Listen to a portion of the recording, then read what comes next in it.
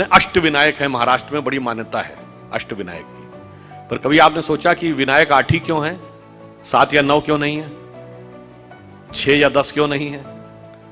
हमारे यहां कोई भी चीज बगैर कारण के नहीं है, बगैर तर्क के नहीं है।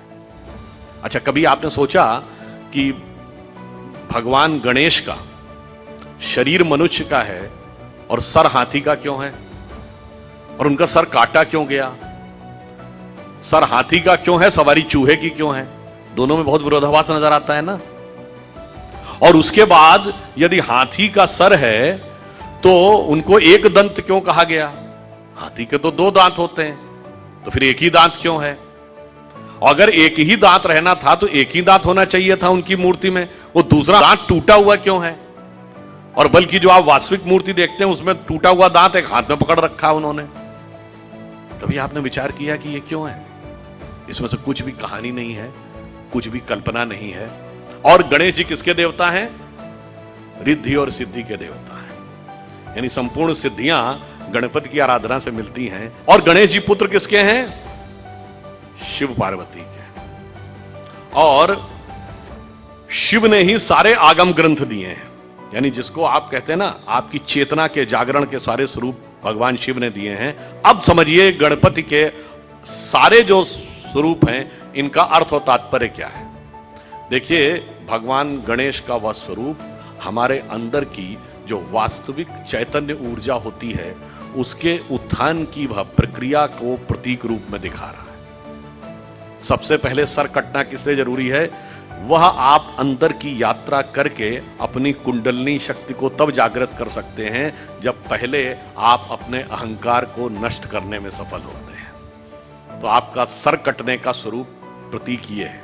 दूसरा, हाथी का ही सर क्यों है? क्योंकि हाथी की जो सूंड है, और आपने देखा होगा हमेशा गणपति की सूंड इस दिशा में यूं है, कभी ऐसे नहीं है। क्यों?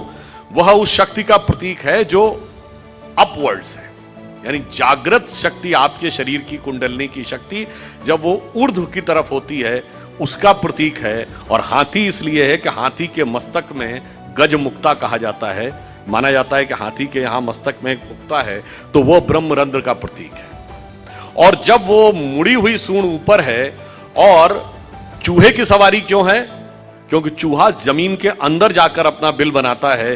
तो जब आप एकाग्र चित्त होकर अपने अंदर की यात्रा में उतरते हैं तभी जाके आप इस शक्ति को पहचान पाते हैं और उस शक्ति को ऊपर उठाने का सामर्थ्य पा पाते हैं।